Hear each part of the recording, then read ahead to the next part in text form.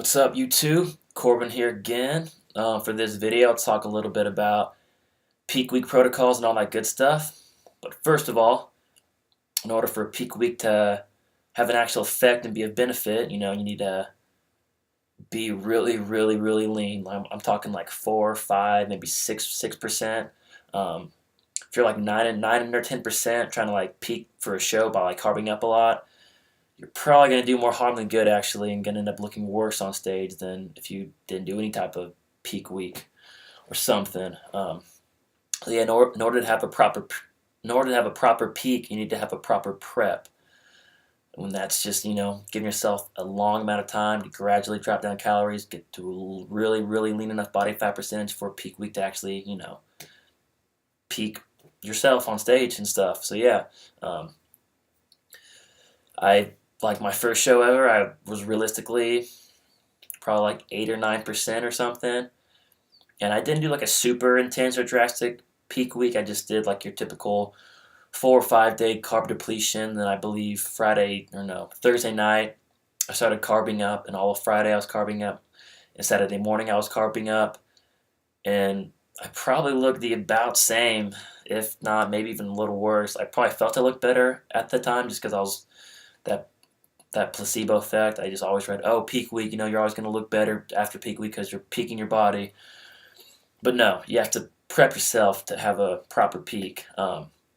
Whereas my last prep this last summer, I got down to a legit 4-ish%, and I actually got DEXA scan for that, so I do have visual proof.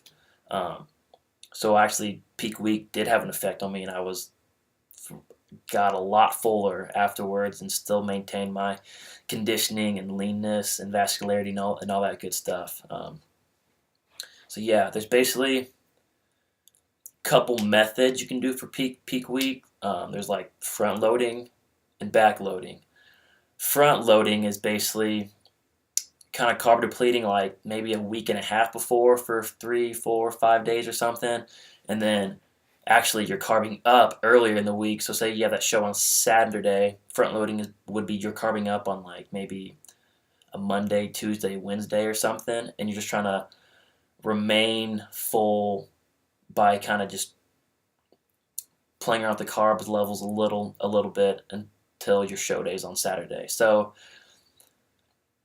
it's a little bit safer option because say you're trying to say you have your most intense carb up day on Tuesday, and say you kind of overestimated, ate more carbs than you should have, and you kind of spilled over a bit. Well, you're spilled over on Wednesday. That gives you like 3 days to kind of flatten back down and reduce the spillage and all that. So it gives you some leeway room to kind of fix any mistakes or fix any errors that you may have slipped up on. If you carved up too much, you can fix that spillage.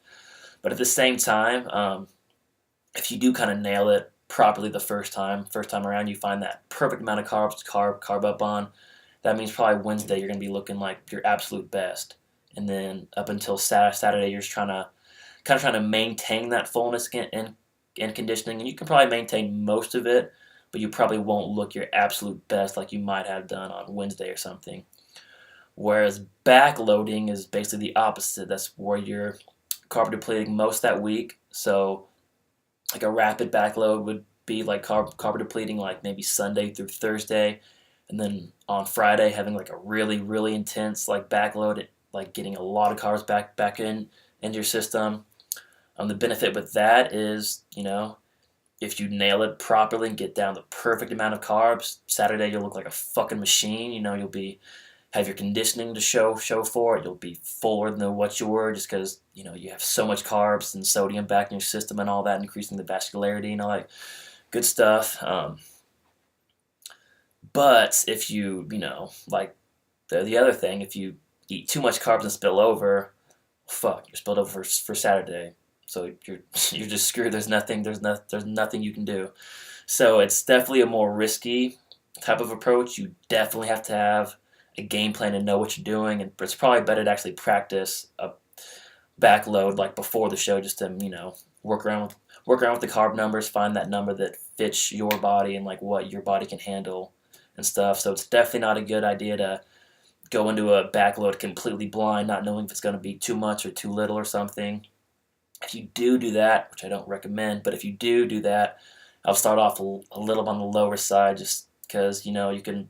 Worst comes to worst, you're not quite peaked out in fullness, but you're still keeping your conditioning and all that good stuff. But if you spill over, like I said, you're just shit out of luck. You're fucked. So I've done both protocols in the past. The year before last, I did a front load where I did my most intense carb up day on I think Tuesday, and Wednesday I was looking pretty solid. I thought I might have spilled over a little bit actually, so I'm glad I did a front load that year. And I try to maintain that fullness while reducing the spillage. And show day, I looked pretty good.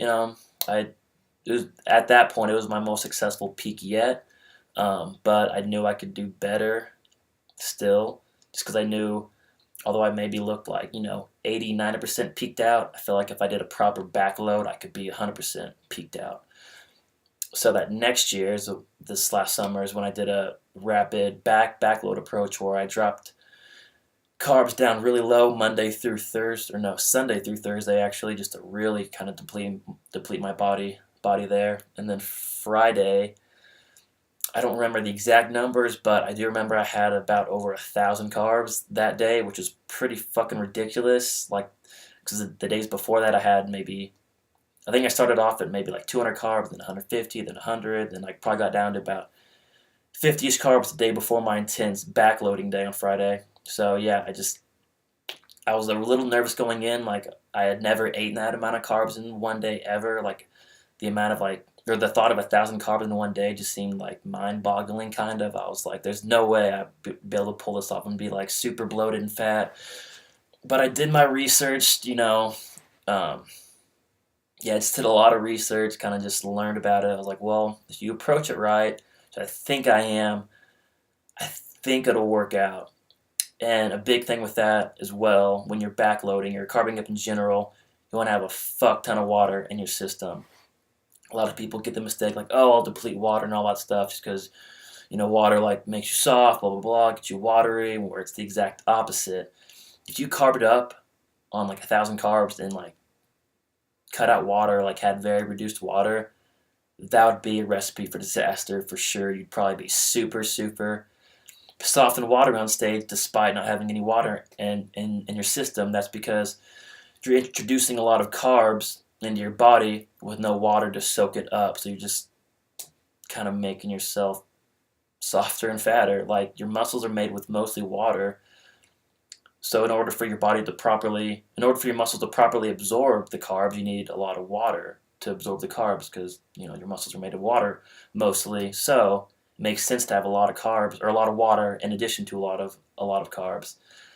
So for example, in my last prep, when I did, about 1,000 carbs on Friday, that whole week I was about 2.5 gallons a week, or 2.5 gallons a day.